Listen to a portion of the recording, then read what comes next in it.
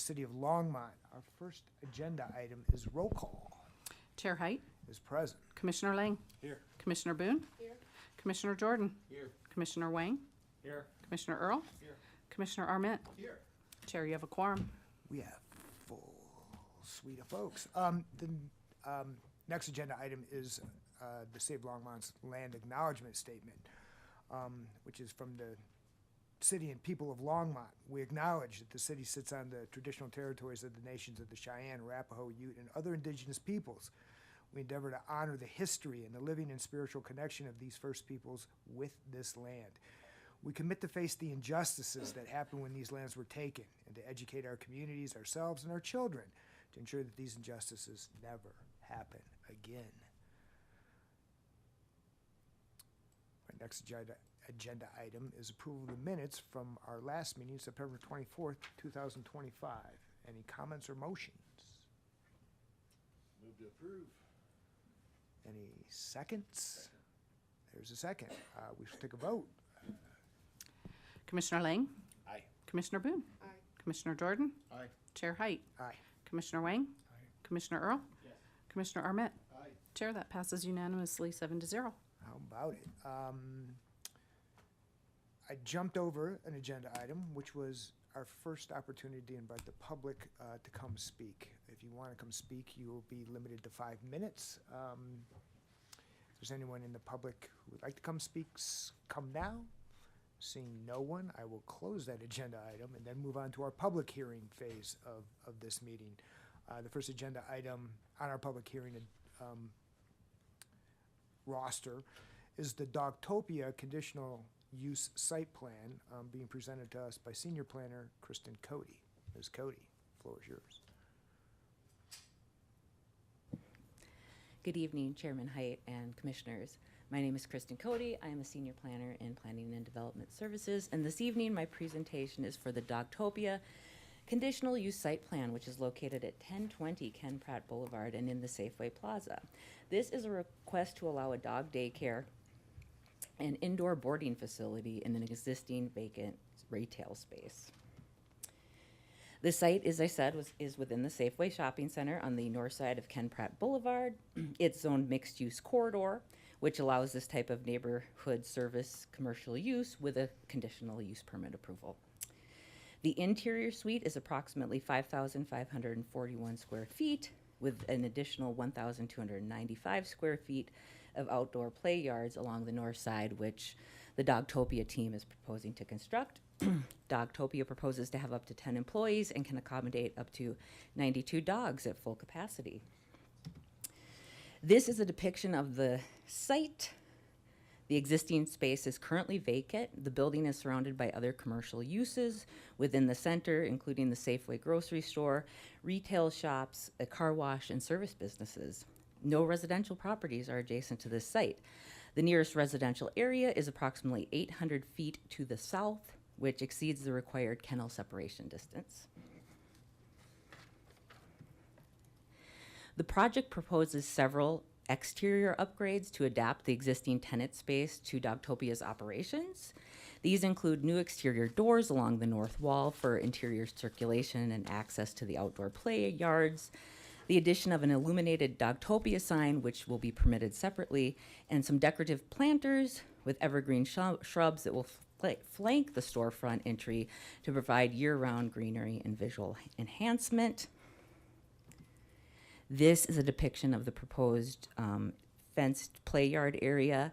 So the outdoor play yards will be fully enclosed with an 8-foot vinyl fence to ensure both visual screening and sound containment. Artificial turf will be installed within the play area to provide a low maintenance and durable surface. Additional planters will be included along the outdoor area to soften the appearance of the enclosures. And a new trash enclosure will be installed, which supports the city's universal recycling code and will be finished with matching materials that will blend into the existing facade. This is a summary of the review criteria in reference to this application. So it's LDC 1502055 and 1504030. Under Land Development Code, conditional use applications are reviewed for consistency with a comprehensive land use plan. the zoning district, and applicable standards. This proposal meets the kennel standards in section 1504030D2, which require outdoor play areas to be at least 500 feet from residential zones, and that all overnight boarding occur indoors. Dogtopia proposes to exceed the standard. The nearest residential area is roughly 800 feet south of this property. Dogtopia proposes all boarding will occur indoors between 7 p.m. and 7 a.m., and the interior is fully enclosed to prevent off-site noise and odor impacts. The project also aligns with Envision Longmont Goals 1.2, 1.3, and 1.4, which promote reinvestment in existing corridors. The site is fully developed and is served by existing utilities. No expansions of paved area or utilities is needed. The surrounding land uses are all commercial or employment-based, and the design is compatible with the existing center. The proposal supports Envision Longmont Goal 1.3 by maintaining neighborhood character through compatible infill development. There is no anticipated adverse impacts to surrounding properties, utilities, or the environment. Again, the 800-foot separation from residential standards provides a buffer to the use. In addition, there are no riparian or natural areas on or near this site. The project will use existing access drives and sidewalks and will add a new bicycle rack for employees or customers. And these are small but meaningful upgrades that support the Envision Longmont Goal 4.1, which is in reference to developing a complete and connected transportation system. Public outreach has been completed as part of this application process. A neighborhood meeting was held, excuse me.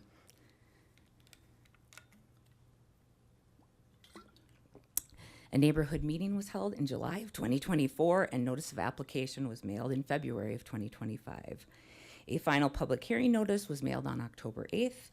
No written comments were received from members of the public at any stage of the process. Xcel Energy submitted standard correspondence which confirms the presence of gas infrastructure and reminding the applicant to contact Colorado 811 prior to any construction. Overall, there's been no opposition or concern expressed.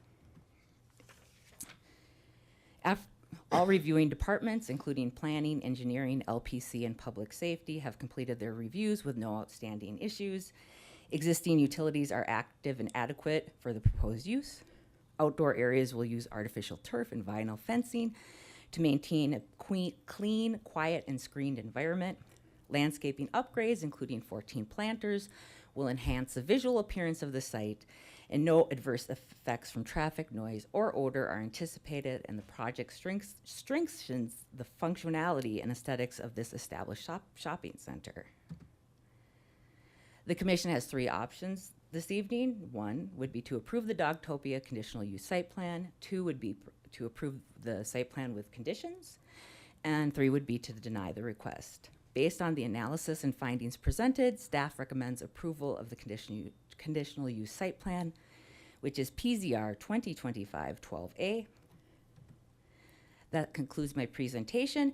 The applicant has a presentation and a brief overview, and it will be available to answer questions, and I'm also available to answer questions. Thank you. I'm gonna go slightly out of order because I have a quick question. I can't hold myself back. Sure. What triggers conditional use review here? It's a requirement in the use standards for this particular application. The reasoning for the need for a conditional use site plan falls to really the setback from residential structures and residential zone districts.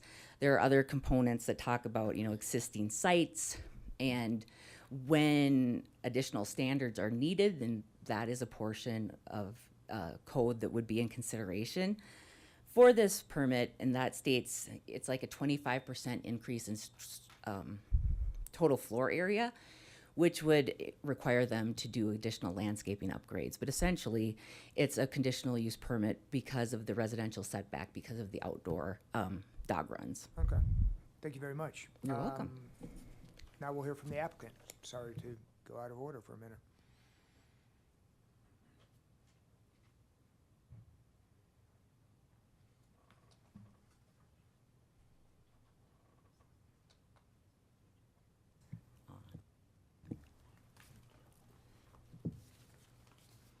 Hello.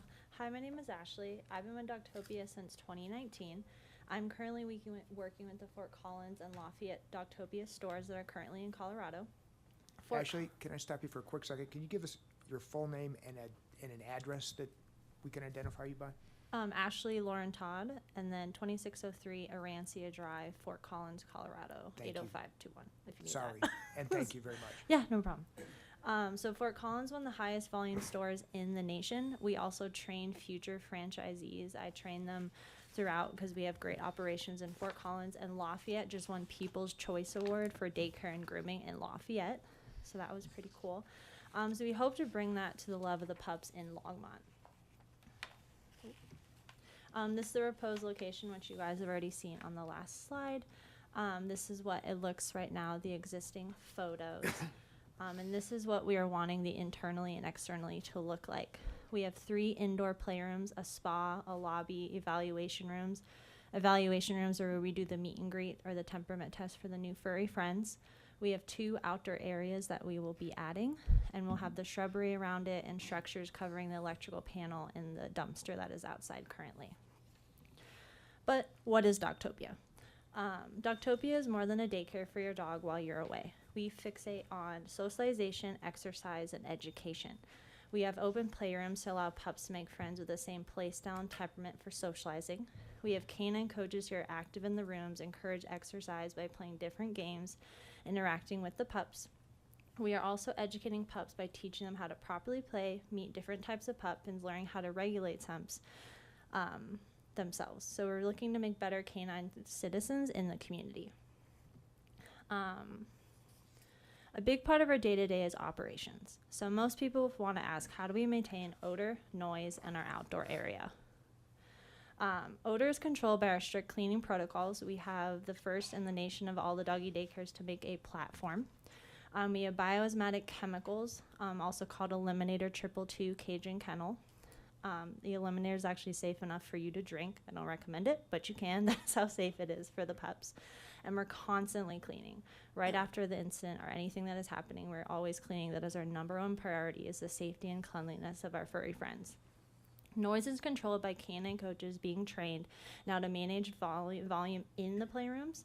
And also the indoor is designed for maximize sound containment. So when you walk around a Doctopia, you do not hear the dogs if they are inside. The outdoor area is also supervised and limited.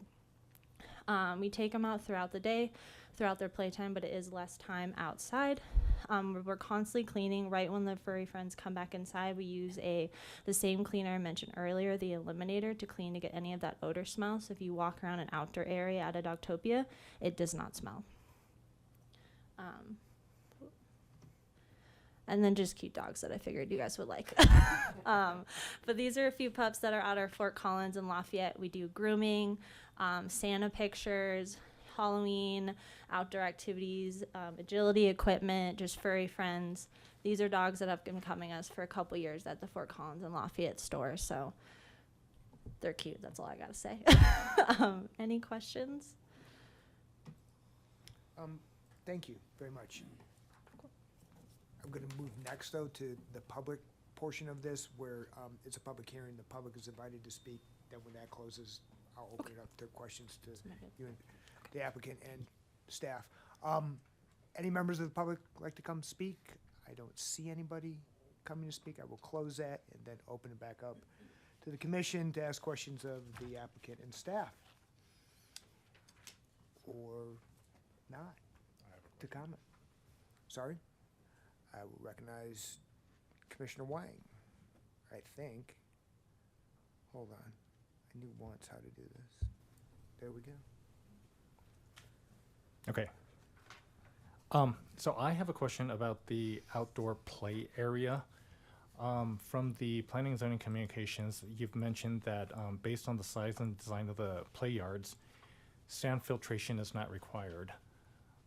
But during the application, the applicant review criteria, they mentioned that they're going to be putting in a filter sand system. So is that not going to happen or not? Our project engineer, Sam Lantinier, is here, and he can definitely address that question for you. Okay, and while we're waiting for him to come up, just a quick question, Ashley. With the outdoor play area, when you're cleaning up after the dogs, is it a spot treatment, like a spot cleaning with a rinse off, or do you spray the whole entire outdoor area at once? Like, how does that work with the water?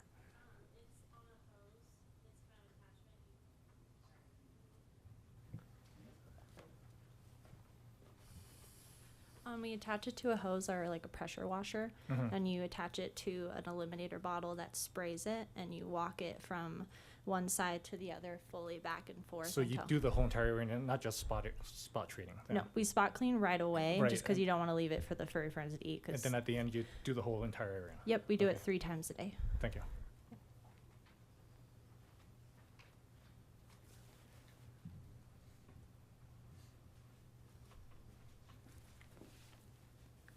Good evening. I'm Sam Lanchinier. I'm a civil engineer with the city of Longmont. In short, they're not required to do any sort of formalized detention or water quality. They're not increasing the flows coming from the site. They're actually decreasing those. And their site is small enough to where they're not required to do water quality. They are going to be removing the concrete in place under the play yards and installing their turf so that it is only pervious, soil underneath it. So that way any nuisance flows from that fall into the play area will infiltrate rather than running off into the parking lot. Okay, and I guess according to the applicant, letter, they said they're going to put a concrete curb to contain runoff. Is that still going to happen too? According to the plans, there's a small lip around the area, so flows will be able to accumulate a little bit before they run off into the parking lot. And where do they drain to? I'm not entirely sure where the flows would go if they were to flow from the play area. If they stay within the play area, they will just infiltrate into the ground. But with the runoff, you're not exactly sure where it ends up. It would be into the surrounding parking lot and into any of the store infrastructure or into the green areas around the parking lot. Okay. But it's not anticipated to be any amount of flows in the minor event. Okay, thank you. I just wanted to point out because it seems like there's that little Delaware circle at the northeast corner of the parking lot, and it seems like every time I walk by there, there's like standing water, like a lot. So I'm just wondering if this is going to affect it and make that whole area pretty wet. I would not expect it to impact the volume of flows at all, given that it is reducing the imperviousness of the site by Okay. a small amount. Okay, thank you. All right, no problem. Thank you. Any other questions? Any proposals? Any motions? Commissioner Jordan, hold on. I motion we move to approve the conditional site use plan. Which one? PCR The 12A? A, yeah, let's do A. That's the one I'm motioning. Unless there's more discussion. Fantastic. Is there a second? Second. And Commissioner Earl has seconded. Any further discussion? Anyone? Shall we take a vote? Commissioner Lang. Aye. Commissioner Boone. Commissioner Jordan. Aye. Chair Height. Aye. Commissioner Wang. Aye. Commissioner Earl. Commissioner Arment. Chair, that motion passes unanimously 7-0. In world record time. 20 minutes, folks. Well done. Thank you. I have to read one more thing, which is that, so this is agenda item 7A from the October 22nd, 2025 meeting, the Dogtopia Conditional Use Site Plan. There's an appeal process that I need to announce. This item now enters a 7-day appeal period.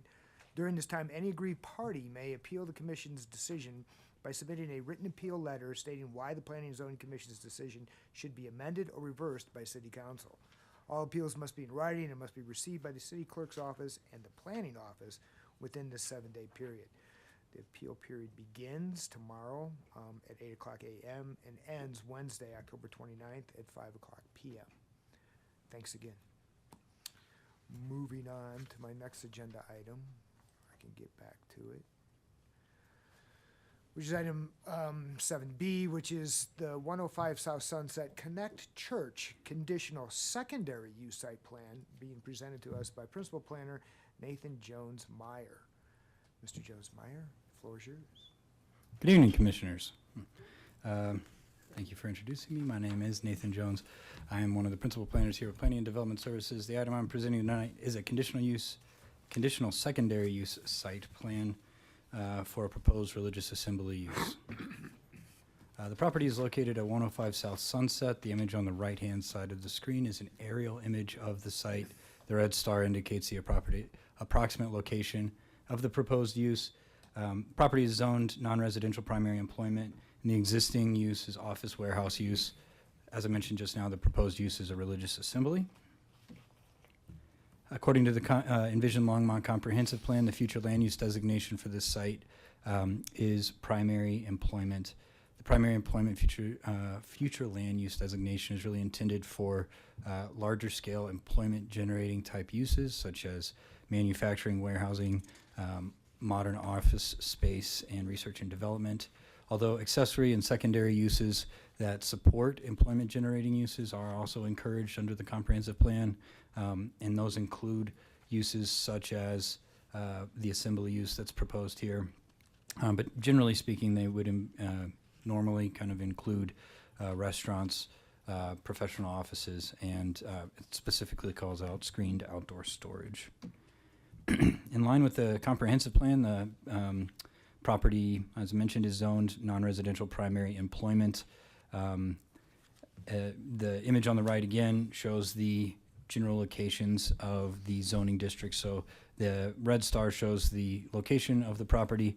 You'll see that it's in a darker gray area as opposed to some of the lighter grays that surround it. That's the boundaries of the zoning district for the primary employment zoning district. Existing uses in the area generally comprise of office warehouse uses. There are some light industrial uses in the area. There are also some medium industrial uses in the area. There are private and vocational schools, which are very similar to assembly type uses. And under the non-residential primary zoning district, the assembly use is permitted as a conditional secondary use. The areas around it are mixed use employment, so that's that lighter gray area. Off of Francis is the mobile home, property zoned mobile home, residential, and then the blue along Rogers Grove and the St. Vrain Creek, that's all zoned public. The area in white, just adjacent to the property, is outside the city limits. So this is an already developed site. It was a site plan was approved for the site in 1996, and I stated here in the slide that it was approved in conformance with the code and standards that were in place at the time.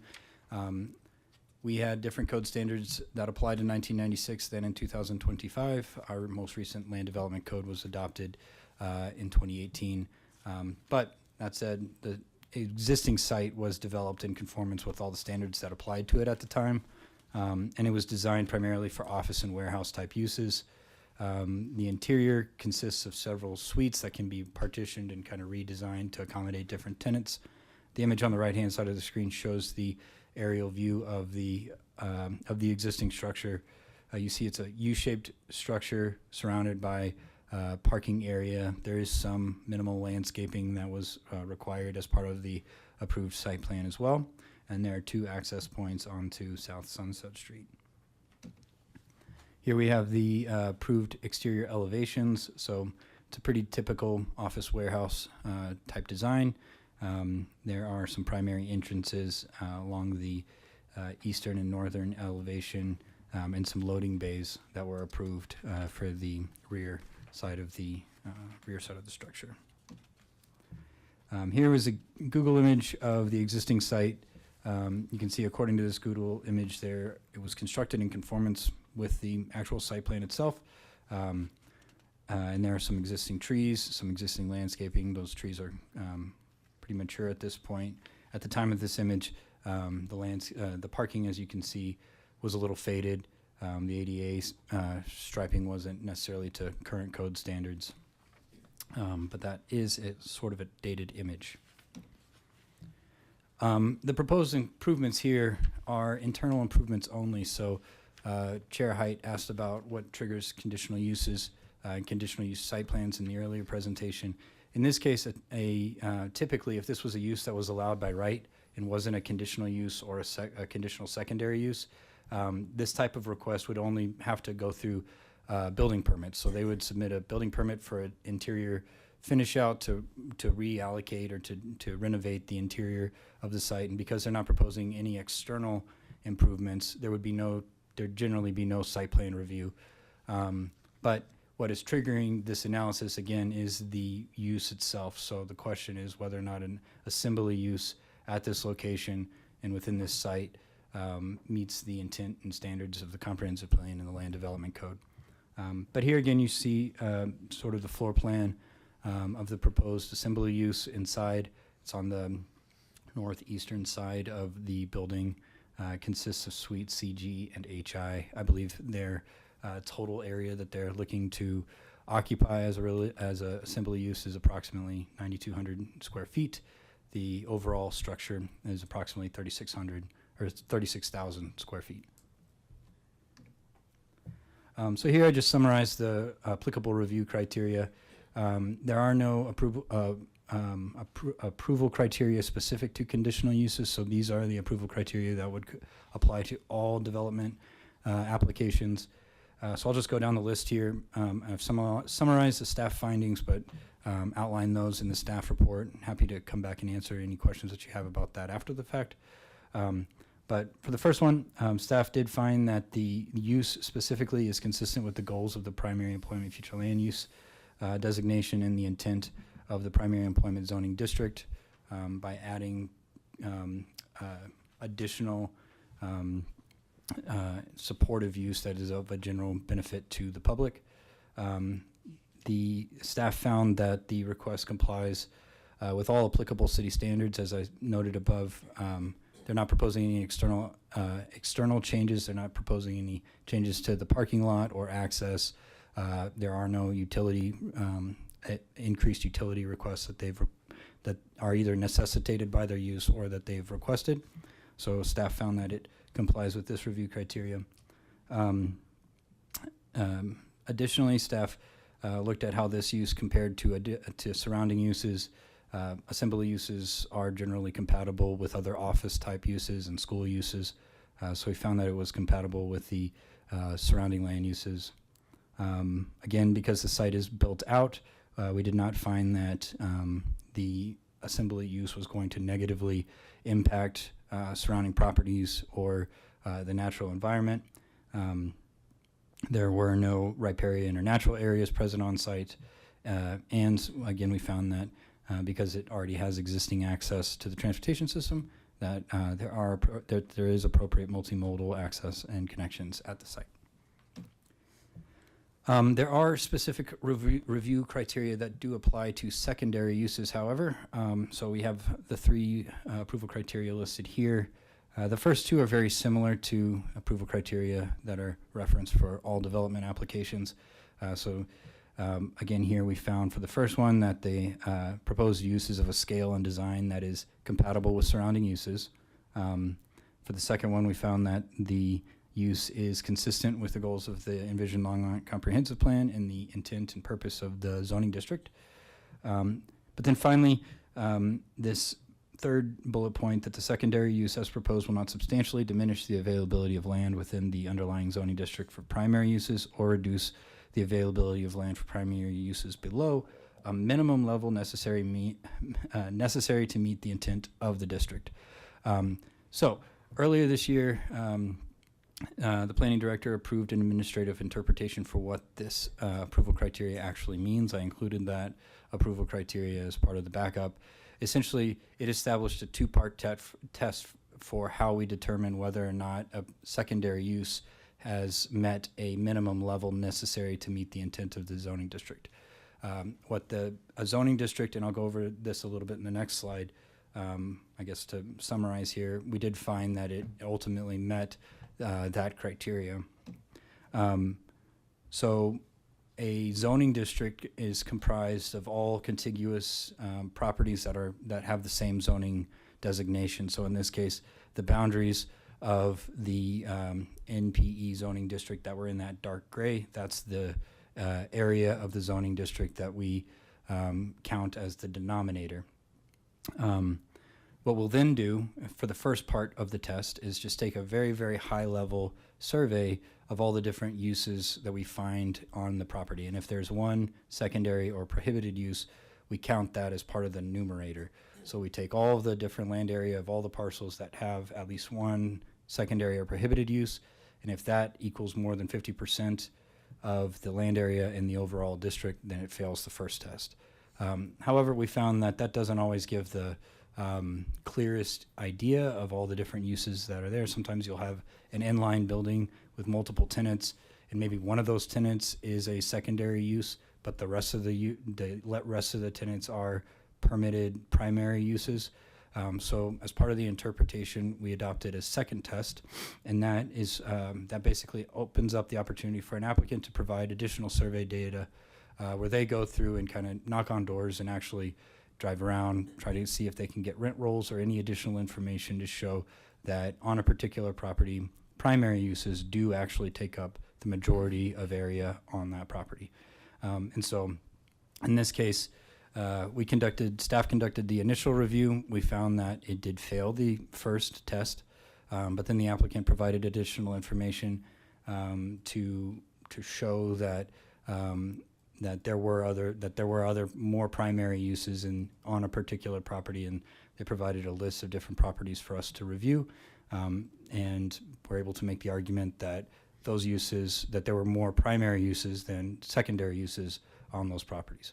So after we conducted the second test, we found that the request did pass. The results of the test are shown here on the right-hand side of the screen.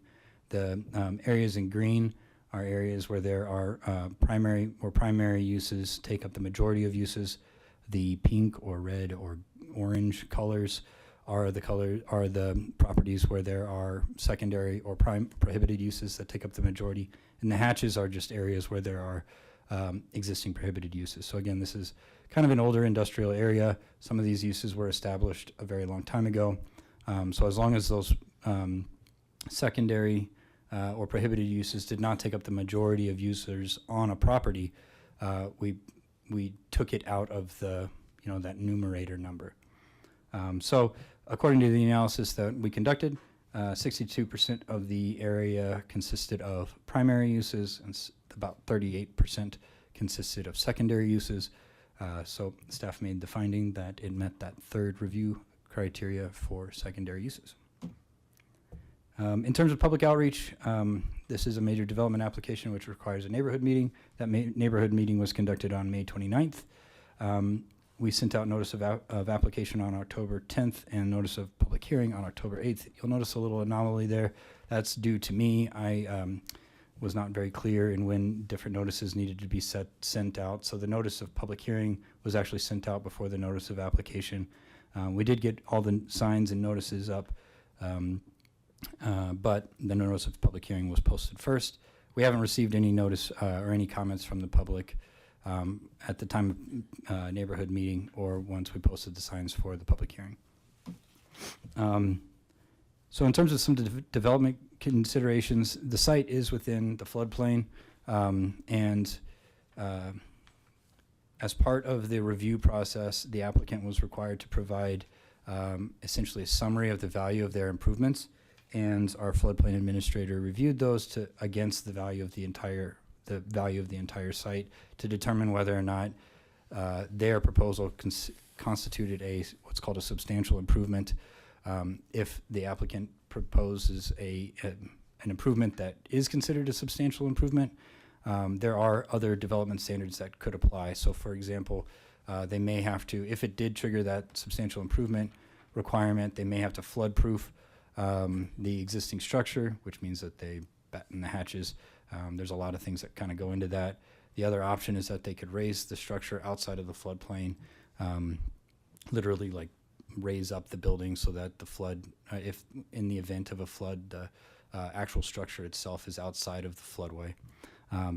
But in either case, we did find that the value of the improvements did not trigger the substantial improvement requirement. However, a floodplain development, regardless of whether or not it triggers a substantial improvement, is still required prior to a building permit, so we noted that here.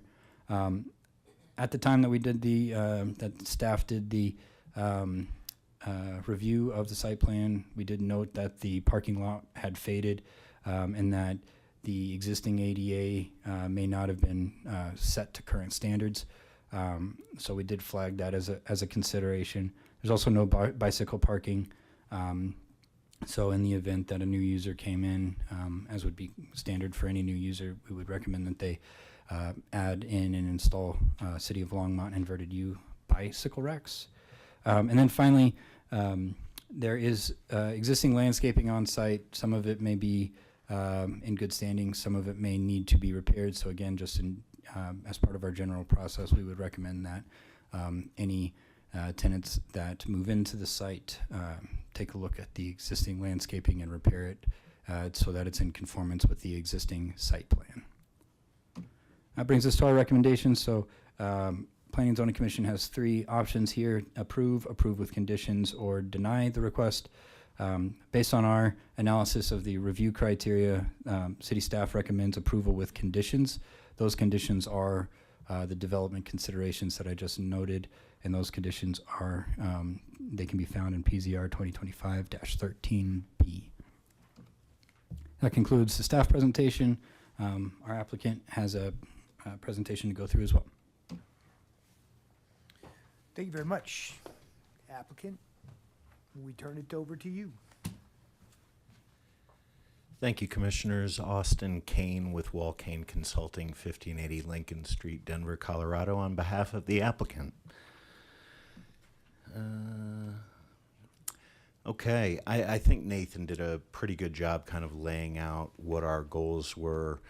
We're really excited about this because next year Connection Church celebrates its 5th anniversary in Longmont.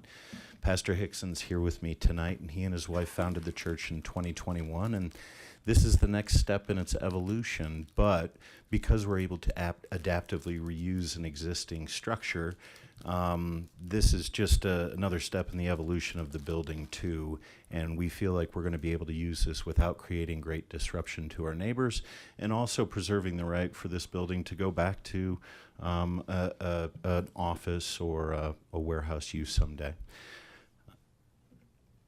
As we talked about, the 105 South Sunset is currently a non-residential primary employment zone district.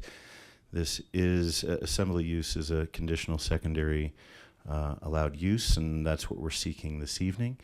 As we mentioned, we really are not touching the outside of the building other than per some of Nathan's comments, just making sure that our landscaping is up to snuff and that everything is healthy and alive and congruous with the site plan that was approved originally for the building. We did do an estimated utility study and found that our use is pretty light, and all of the existing utility capabilities in place are well beyond adequate for our uses. I think the thing that's kind of neat about this is, from a use standpoint, is that we really only have 2 services on Sundays, and that's really when folks are coming to and from the site. We have a cross-parking agreement with 117 South Sunset, which is the building next door. So the 2 curb cuts that Nathan alluded to do indeed serve 105 South Sunset, but there are 2 additional curb cuts should there need to be any extra capacity. And given that the surrounding uses are mostly office and warehouse and used kind of on a 9-to-5 weekday basis, we really don't feel like we're adding too much traffic and accessibility issues along Sunset there. Nathan talked a little bit about the review criteria, but again, we really are excited to adaptively reuse this building and do so in such a way that we're going to be a seamless fit and hopefully a good neighbor in the community. I think that the work that Connection Church does is so valuable, and to be able to do that here and to allow them to continue to grow their congregation would be a great honor. So thank you very much for your consideration this evening. And we're happy to answer any questions you may have. Thank you. Nathan, you raised an issue that I think we need to address off the top, which is notice. Sure. That you did them backwards. I don't know if that has any significance to the timelines that we need to make sure that we adhere to before a matter comes before us. Jeremy, I'm going to ask you to opine regarding the notice of hearing going out before the notice of application. Does it matter? Are there deadlines respecting one or the other, that one has to precede the other? Good evening, Chair Height, members of the commission, Jeremy Terrell, Assistant City Attorney. There are deadlines for sending the notices, but they're all minimum deadlines, so it's X number of days before the hearing or X number of days after the application. So, them going out early is not a concern from my perspective. Okay. I just want to, and we can confirm that we're early. Yes. Okay. Thank you very much. I think that issue now has been put to bed. Next question, Jeremy, is the religious land use and institutional processes, RLUIPA statute, federal statute that says, in a nutshell, zoning applications cannot make religious assembly facilities any more difficult to be put together. Does that apply? How does it apply, if at all, with respect to our ruling on this as a secondary or as a conditional secondary use?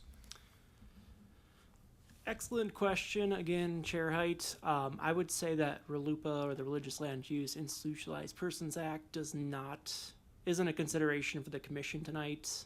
Assembly uses are allowed in all zone districts, either as a primary or conditional secondary use. So I think that meets the zoning requirements of RLUIPA. To the extent the organization was seeking administrative modification of some sort of standards or something like that, that could be done administratively through director's approval based on our existing code. We're not seeing that here. It's just the matter of the existing structure, or it's just a matter of the change of use with an existing structure. So I think the city is within its right to request certain standards be met, and if the applicant had a religious objection to those standards, they could raise it with the director. So I don't think that's a consideration for the commission tonight. Okay. I do note that our land use code 1502-080 subpart 5 provides that we can't consider RLUIPA or any type of religious use in an area where it's banned, and that is not the situation at all. This is an assembly use as a secondary use in an existing existing zoning district. Correct. Nathan, my next question goes back to you, which deals with the secondary use analysis, or the I guess written interpretation standards that came out in January. Thank you for bringing that to our attention. It's the first time I've seen that, even though it's been around for, I guess, 9 months, which is, what is secondary use? And as I understand the test that the city's adopted, it's two-part. One is straight number of parcels. Secondarily, you'll look at it by square footage. Is that a good shorthand way to think of it? Yes. I can continue to ask the question. Do we need to open do the public hearing before we Yeah, you're right. I'm do sorry. too many questions? Thank you. I just wanted to make sure that we're following procedure. I will hold that question and go back to the public hearing. This is 2 meetings in a row where I've done this. This is a public hearing. The public is invited to come speak and testify to the extent that they have anything to add. I don't see anyone in the audience of the public. So having opened that phase of this hearing, I will now close it and go back to my question. Perfect. I'm very sensitive about that after Well, you're nowadays. you're very astute to be sensitive. Yeah, so to answer your question, so secondary uses have been a part of the Land Development Code since the Land Development Code was adopted in 2018.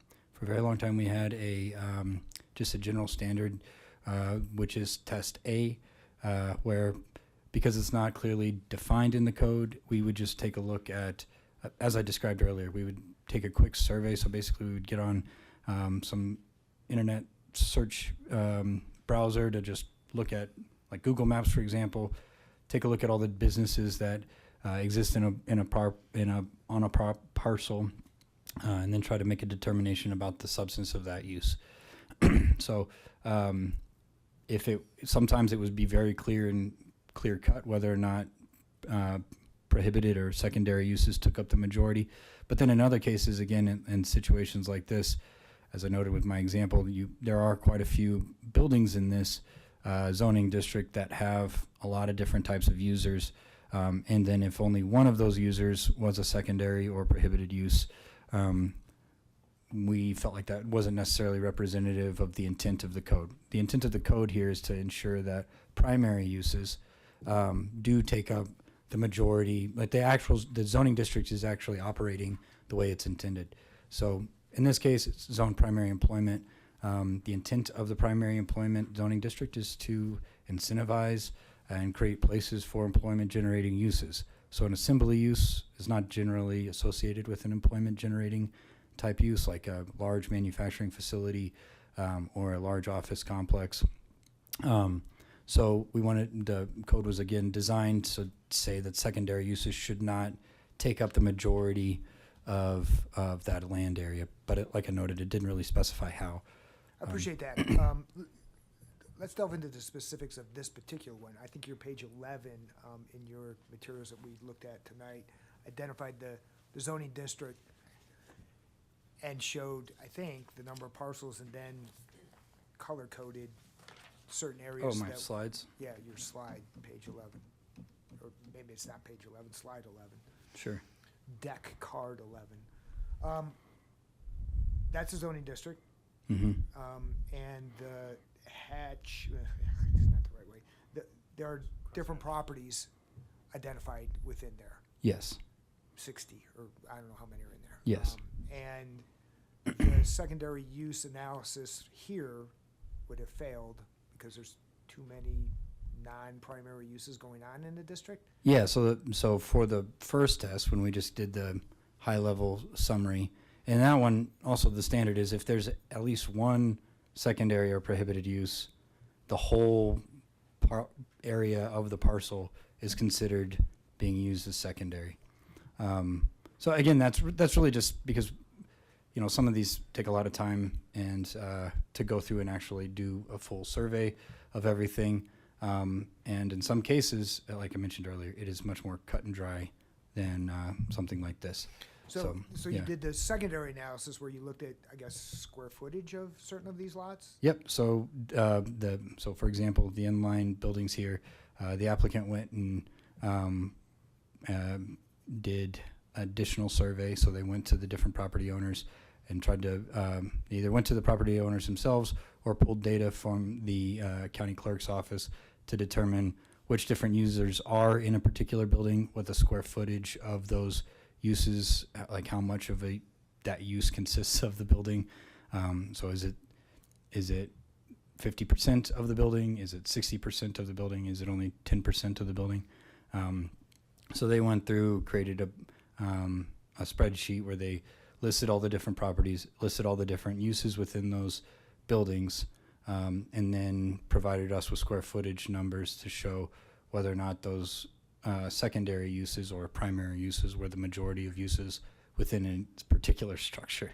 Great. And then I wanted to follow up with one more thing. The Sure. uses that were prohibited, how did they factor in? Did they come off the bottom and the top, or We just treat them the same. We treat the two secondary and prohibited uses the same. as the same? Yep. And the intent there is, again, to say that it's primary uses that are the most important thing, right? And either secondary or prohibited, kind of both of them operate, they create the same impact. They take away from land that can be used for other primary uses. So for the purposes of the analysis and part of the interpretation was that we would treat both primary and secondary the same. We did note them here just because, it is important to note which uses are no longer allowed and where they're located at. This is a map that I asked our GIS analyst to produce.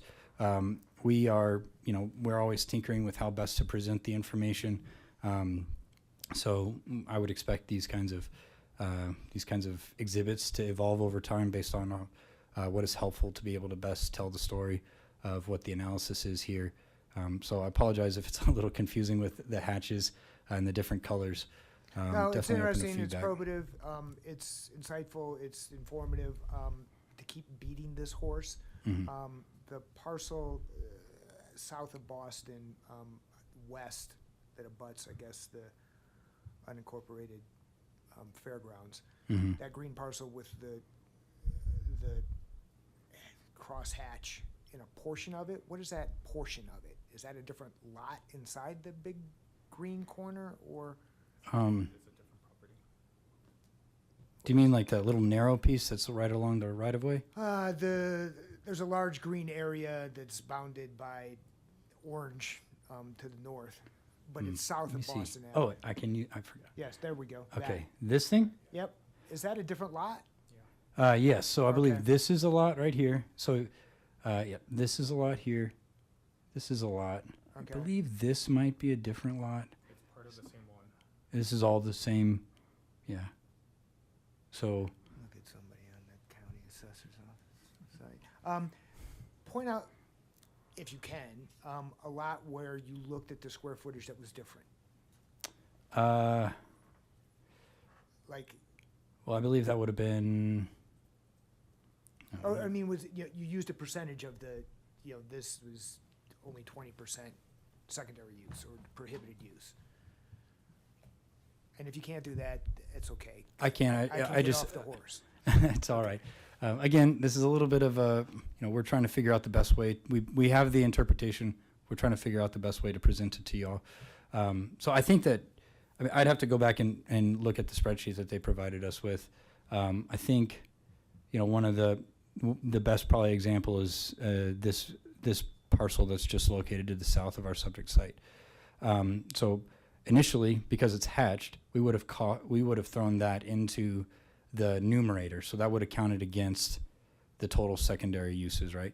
But so here we have it noted as both green and hatched. There is a condition, or there is a prohibited use. So just to note, all four of those parcels, all four of those rectangular parcels, the two at the top are the two where the existing structure that we're looking at today is located. That the parcel splits the building in half, so the top half of the U is on one, bottom half of the U is on the other. The same exact building and design is on those two parcels to the south. So if I can go back to the aerial image at the top here, so you can see here, this is one parcel, this is another parcel, this is another, and then I believe this is the one where we had initially identified a prohibited use there.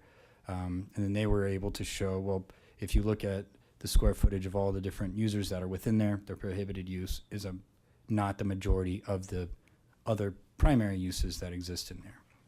So, Okay, now going back to this building in particular. Yes. I think you'd identified that the secondary use, the church, is 9,200 square feet of a 36,000 square foot building, so maybe a quarter. yeah, 25%. Right. What are the other uses in that building? Are they primary uses, or are they also secondary uses? So again, we found that so that parcel's already in the secondary use category. So adding additional secondary uses to a parcel that already has that already consists of a majority of secondary uses, one, it wouldn't based off of our interpretation, it wouldn't further negatively affect the use. It's maybe at a high level policy perspective, good to have all of your secondary uses within this on the same parcel, so that they are kind of in one area and not taking up the majority of the zoning district. But that's a policy decision that maybe others should make. But yeah, this parcel where this subject site, where this use is proposed to go, is already considered a secondary use parcel that went into the numerator to count against the total. Okay. I'm going to shift gears altogether Sure. and address the floodplain issue. Yes. You indicated that the analysis was based upon the valuation of the property, I guess. Maybe I'm misunderstanding or misquoting what it is that you said. Or the value of the improvements, did not trigger floodplain analysis, which you explained would possibly require raising the entire improvements out of the floodplain. How is that done? What are you looking at? Do you want to answer? Yeah. Great. I'll have an engineer answer that question.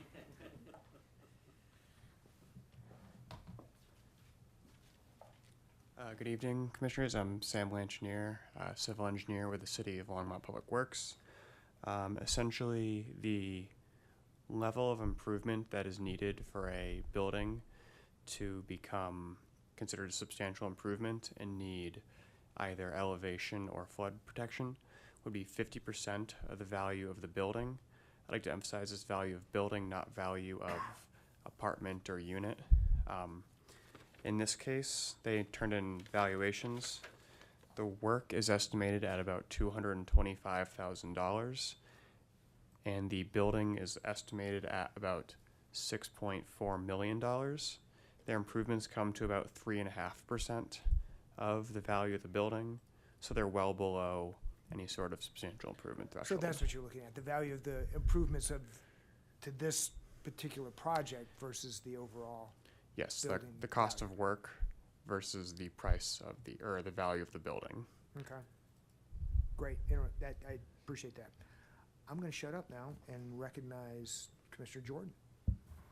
Thank you, Chair Height. Sorry I'm beating that horse again, because it's still not quite making sense to me. Nathan, if you wouldn't mind, could we go back to the plot, the green and the pink? So the first thing I want to do is understand the math a little bit better. Were you saying that when we take a look, is it square footage or lots, where we say the majority has to be primary? So because I'm hearing a lot of different things of, well, we have some secondary usage on one lot, but the majority is primary, so we're counting that green. But then are we looking at total square footage over the entire zoning district? I mean, can you walk me through that a little bit more? Yeah, so the denominator of the percentage is the total land area of the zoning district. The numerator is the total land area of parcels that have predominantly secondary or prohibited uses. Okay. And on this map, the hatching is prohibited uses? Those are the locations of where there is a prohibited use on site.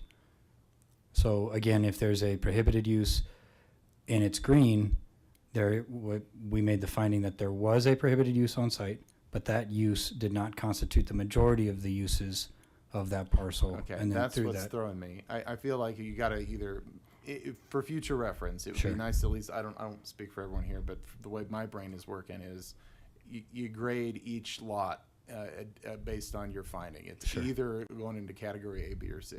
Thank you. Otherwise, it's because I look at all the hatching here and I'm thinking, well, I don't see how that's secondary. You know, if we say everything that has prohibited uses on it, then you know that doesn't look like we're going with the primary. But if it's a square footage issue, that's fine. I'll move on past that dead horse, unless other people have questions on it. My question was was on the traffic side. And I understand the applicant has said that they were kind of like, in shifts, so to speak, that, on the weekend is when we see the spike in traffic. I've seen in other secondary use things that have come through the commission, there's been traffic studies and identification. We say it's multimodal, but where are the multimodal points here? And did we need a traffic study for this? I mean, I'm not quite sure. We referenced scale on the... I think it is the review criteria. That's number one. What is this? What is the scale that would trigger this? I mean, how did we evaluate that? I'll defer to Sam again to answer the question about the traffic impact. Again, for existing built-out sites and for projects that are proposing internal renovations only, if they're required to if they were able to just go to building permit, I don't know off the top of my head if we would require a traffic impact analysis or a traffic impact statement. The assumption is that and again, Sam can correct me if I'm wrong, but the site was designed initially, when it was initially constructed, it was designed to accommodate for all the traffic impact that it could possibly produce over time. So, Those buildings look like they were manufacturing buildings at some point. I mean, that's a little different than a place of congregation. sure. I would think that there could be a lot more traffic, but just for a shorter window of time, and I'm wondering how that factors in.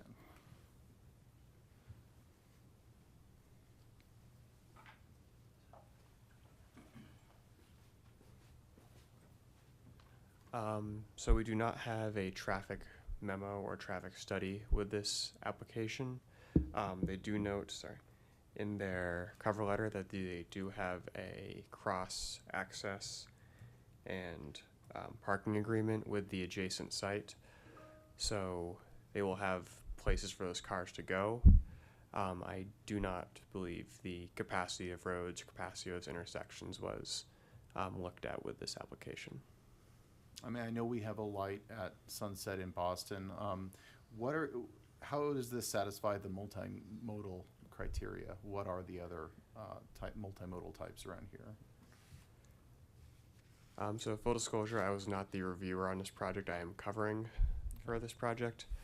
I do not know that multimodal was reviewed for this project. Was that looked at? Would Nathan or Austin, the applicant, would anyone be able to cover that? Yeah, so obviously that review criteria consists of several different factors. When I did the analysis specifically for the multimodal piece, there are different trails, sidewalks, pedestrian facilities in the vicinity of the area, so we counted that as multimodal. That's slightly different again than like a new development that would be like a greenfield new development for a new building. In that case, we have multimodal standards that might apply. In this case, there are multiple ways to access the site that are not just vehicular access. So that's how we made the finding that there are existing multimodal facilities. Maybe they're not, maybe they're not like active bus lines that are there. But there are different trails, there are different sidewalks, and then there is vehicular access with the two actual access points onto the site. Okay. Do we have, and maybe this is more for the applicant, because I understand a traffic study wasn't done. Austin, would you be able to talk to, like, let's just say, you guys are super successful and you're getting all the attendance that you ever hoped for. You have a couple services on Sunday. How many cars, assuming that, most people are probably going to be driving? I understand some people could bike, some people could walk, but assuming that most people would be driving, how many people are we talking about here? Rather than misspeak, if it's okay, I'd like to invite Pastor Hickson to come up and answer that question. And as the pastor comes up, I would say that most of the other uses in this little complex of these two buildings are kind of office flexi type uses. So I kind of liken it to the mullet of commercial space. You've got the one part up front and another part in the back that's a little bit different. But we do believe that it would be, if you use kind of a metric of 5 people or cars per 1,000 square feet leased, we do think it'd be less than that, but I'll let Doug speak to the potential capacity. Thank you. Thank you. Let me understand your question specifically. I understand what you're about. Pastor Hickson, I'm going to stop you first and ask you to introduce yourself. You bet. Doug Hickson, 2289 Spotswood here in Longmont. So, Thank you. yep, you bet. My question is to try and understand what the potential impact would be in terms of number Sure. of cars cycling in and out during, a couple services on Sunday. And I understand that the square footage is around 9,000 feet or something. Yeah. So we're not talking about a massive, like a stadium, but I'm wondering, what would you expect if, you achieve all your goals of? Sure. Yeah. Currently, I would say, I think our number's around 2.6 people per vehicle. So we're going to limit the code is going to give us a seating capacity that's going to limit us probably in the 200 range. And so I'm not really good at math at this late at night, but 200 cars or people? people. Okay. Yeah. So I think that there's between the two complexes, there's plenty of parking there, and that is going to be divided. And I'll tell you about church. People don't want to sit by each other, so 200 seats in a room usually means about 60% of that is about what the average is. So even though the seating capacity may be higher, the actual attendance is usually lower than that. So we're not talking a 10,000 seat type situation. That would be a miracle from God. And as a All right. pastor, I'll put that into context. I think that answers my question Sure. about scale and Yep. transportation. Thank you, Pastor. Okay, you bet. Do you have more, Commissioner Jordan? I do not. No, thank you. Commissioner Wang? Hi, Nathan. Hello, Commissioner. Going back to the primary, secondary use, I have a question. So if a lot is not developed, that defaults automatically to primary because it has the potential to become primary. Correct. Is that correct? Yeah. Does the developability of that particular lot, should that preclude it from the calculations? I ask because just to the west of the site is a 12-acre lot which consists of ponds. Mm-hmm. Is that developable?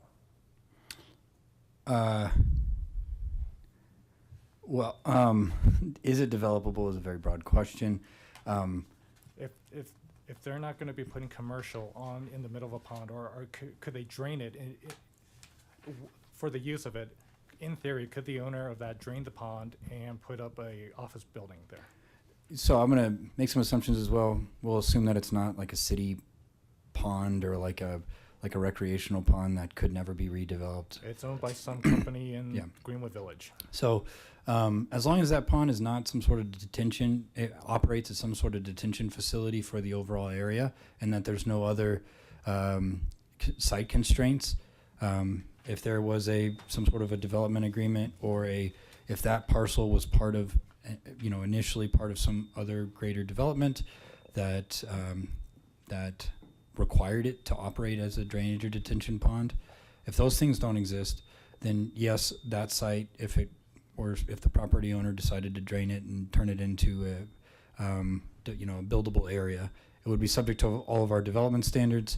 As part of the development review process, the applicant would have to propose uses and then a site plan, and then we would go through this whole analysis again if they're proposing uses that were considered secondary. Have you looked into the story behind those two ponds? Are they part of a detention pond? Do you know if they were? I mean, I don't think that's part of a riparian area, right? Because you did not consider that as riparian. So I do not. When our environmental reviewer looked at it, they did not note that as a riparian area. I did not look at the history of that pond or whether or not there are any existing constraints on it. okay, I'm just wondering if that is a detention pond and it can't be built upon, then should that be precluded from the analysis of the secondary use? When I looked at it again, I treated it as just an open space area, or I'd have to go back and look at the use table again to see. But again, I didn't consider it to be part of a different type of use. I just made the interpretation that it was a use that was a permitted use, which would have been like an open space type use. An open space for you would default to primary. Yes. Okay. But again, if it were ever redeveloped for any reason, similarly, there's a Fairgrounds. Yeah, that's this one right here. But then this goes out of it, right? Okay, sorry. I was going to say, there are several parcels within the zoning district that have redevelopment potential.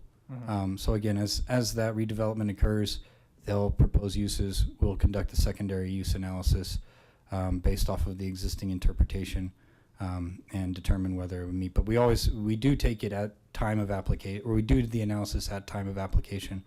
I believe we've historically made those, I don't know if it was codified as part of the interpretation, but we typically, those secondary use analysis generally are active for about 6 months after we conduct the analysis. So if we, for example, if we hold a pre-application meeting and somebody proposes a use that is a secondary use, we'll throw it into the secondary use, because once the assumption is that they have, if they are able to move forward with a site plan that meets our standards, then that area could potentially be redeveloped as a secondary use. But we hold those secondary use analyses for about 6 months. And then if a development application were submitted outside of that 6-month time frame, we would just have to redo it and then take a survey of the uses again. Okay. Thank you. Come on, Secretariat. Commissioner Earl. Thank you, Mr. Chairman. Nathan, I'm going to stick with this topic, but Sure. I'm actually not going to ask you questions. Okay. I was very confused looking at this map in the packet, and I really appreciate you talking through it and explaining it, because I'm comfortable with the way you're doing the calculation. I'm comfortable with the math, at least as the the code interpretation lays it out. What I'd like to do, and this will be really quick, is if you're presenting something like this in the future, I think what would be helpful is to see something like this GIS map for both the test 1 and the test 2. Okay. And distinguish. The prohibited really threw me off. Okay. Because I started trying to add up the percentages of 43% plus 62 plus 37, and that just broke my brain. Mm-hmm.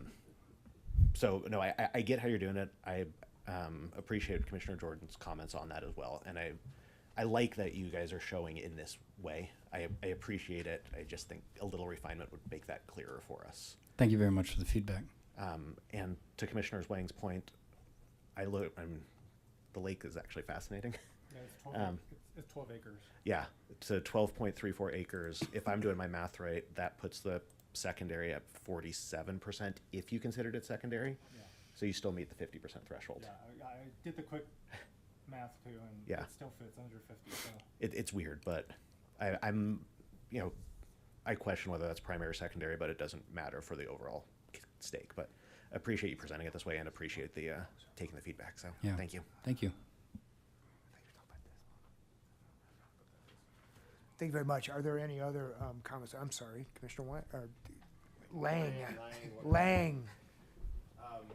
Pastor Hickson, mic isn't active yet. Oh, Did I turn on? I'm sorry. There you are. You guys are on Nelson Road currently. How many seats you have in there approximately? Okay. Sorry, I don't mean to make you get up. Nope, you're good. I'm happy to get up and sit down. For a Okay. while. Yeah, we have So- about 80 seats in our current facility, yes, sir. Does it fill up? It is full. It's full. Okay, cool. We run 2 services now out of that one. Okay, good deal.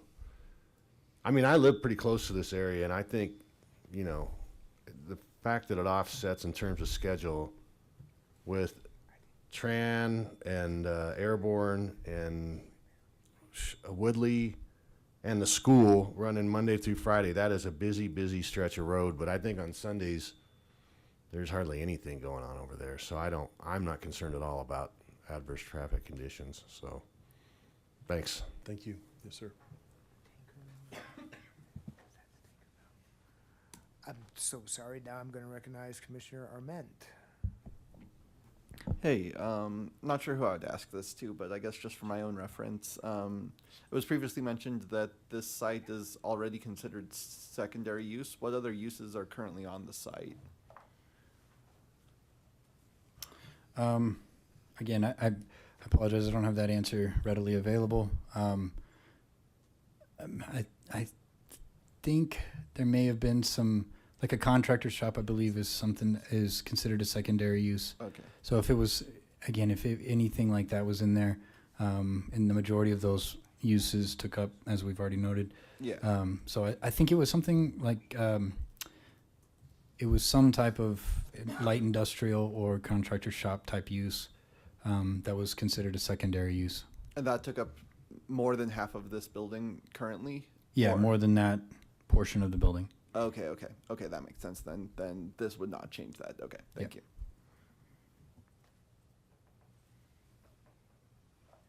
All right, I think I trumped somebody. Do you want to get back in queue? Any further discussion, questions? Come on, Commissioner Booth, come on. I'm sorry. Commissioner Earl, back. Sorry, very brief again. The staff has recommended 4 conditions. Sorry, Nathan. More question actually for the applicant. Is the applicant happy with those conditions? Are you happy to comply with those conditions? Do you have any objections to what staff has proposed? No, they all seem reasonable to us, and we actually already did restripe the parking lot. And so we'd want to make sure that your staff has plenty of time to check that out to make sure that we did that properly. But it's our intention to honor each of your requests. Thank you. I mean, Mr. Chairman, I'm prepared to make a motion, but certainly don't want to cut anyone else off if anyone wanted to have another comment. Hold on one second. I apologize, because I think I have a question. Which gets back to the conditionality of the conditional approval that I think you're going to move for, which is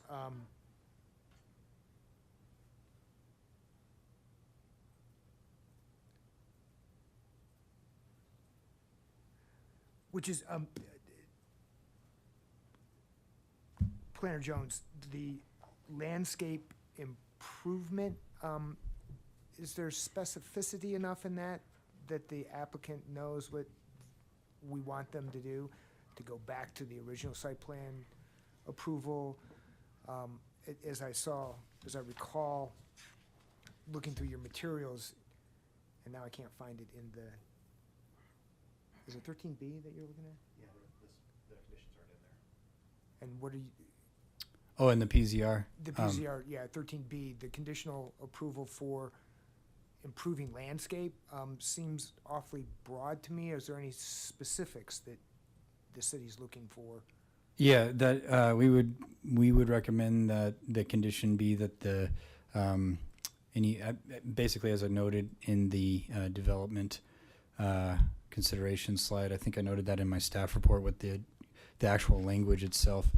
I didn't include it in the PZR because it's my understanding that if you all add additional conditions in addition to the staff conditions, or edit those or amend those in any way, we'll go in after the meeting when we're finalizing everything and actually write in what the final conditions are. But just to note, we would require that it be brought into conformance with the site plan. The site plan does indicate the location of various trees and shrubs across the site. This is a SNP right next to it, and if you pull up the site plan that I included in the backup material, you can see the actual type of trees that are required to be included. So we would just conduct an inspection as part of the building permit review. We'd go to the site, walk the site, and ensure that the trees are all in good health, that any required shrubs, as noted on the site plan, are there. If there's any landscaped islands, and again, there's not many, and most of the landscaping is there, but we would want to do a final review prior to building permit, or final inspection prior to building permit, just to ensure that any landscaping that is on the site that was required as part of the site plan is healthy and in good condition. Back to the original site plan. Mhm. That's the standard. Mhm. Appreciate that. Thank you. Back to Commissioner Earl. Thank you, Mr. Chairman.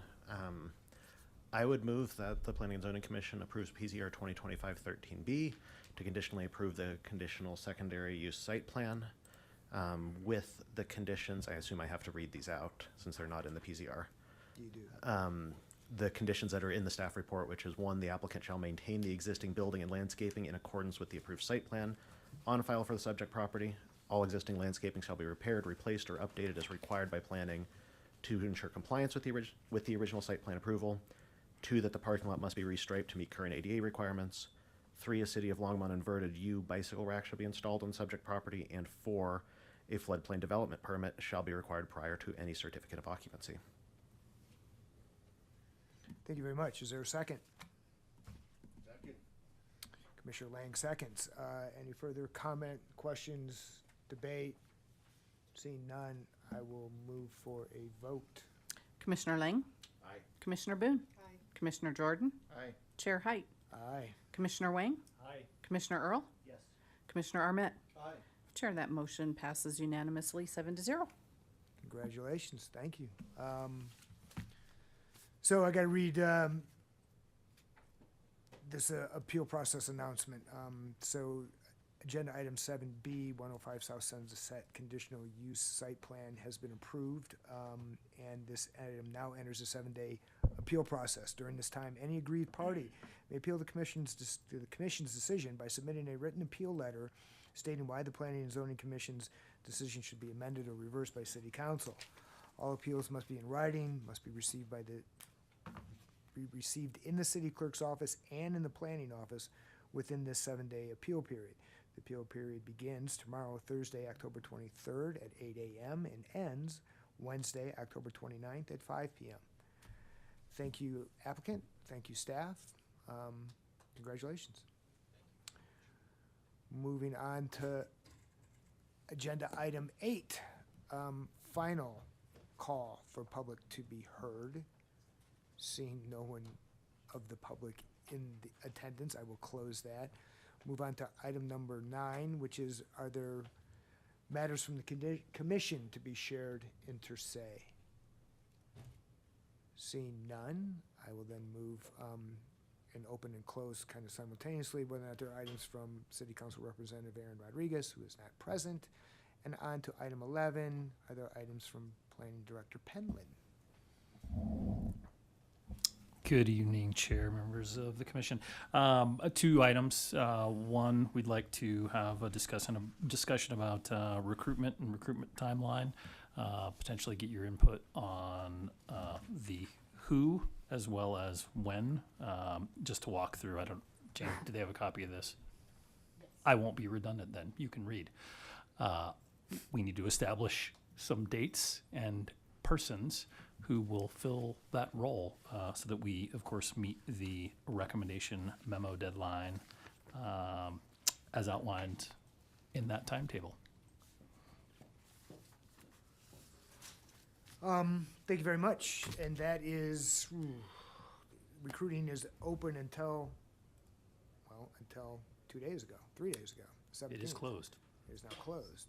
Do we need to reopen that, or do we have all the applicants that we are going to get? That's done. We have applicants. Okay. So we need folks to, I guess, volunteer to interview. And then we need recommendations presented from those interviewers. Council interviews, city council interviews, based upon our recommendations. Can you rephrase? I'm not sure I caught the question. December 6th, you're saying that the council interviews our recommendations? So we'll just need to ensure that we have the recommendations in time to make those the November 21st deadline to the clerk. So in other words, we'll need to have interviews prior to that in time to land on the November meeting so that the commission can ultimately decide and make the recommendation. Okay. So there are applications now. Yesterday and today, applicants are being scheduled for interviews by the first round of interviewers, and we need to solicit 1 or 2 people from our commission to participate as commissioners, or Correct. as interviewers. Anybody interested? Don't be bashful. 8?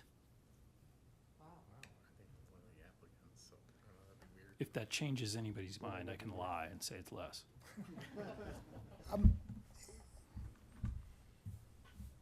I did it last year. We did it over a couple of days. It wasn't terribly painful.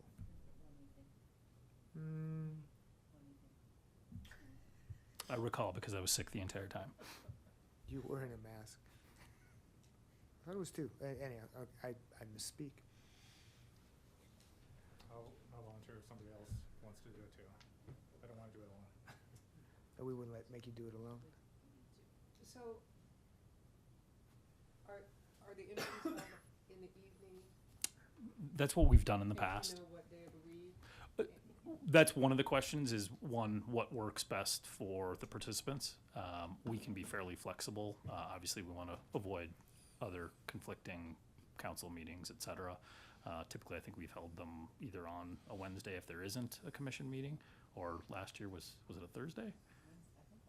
When, yeah, And you think with that many people, it's gonna be 2 evenings? I think we can probably get through in one. I think we did 7, all in one evening, starting at 6. Typically 15, 20 minutes. They're fairly quick interviews. They are quick.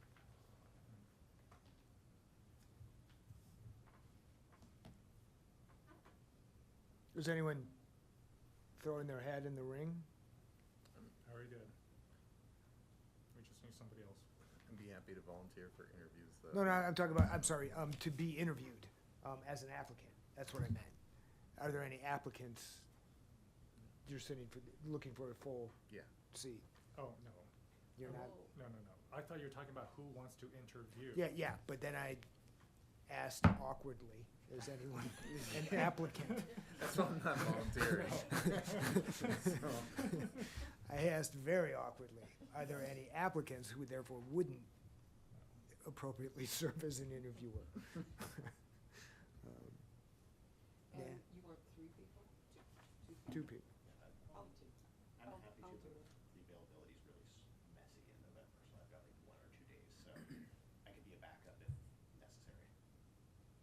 You know what, I can't do it because of the November 2021.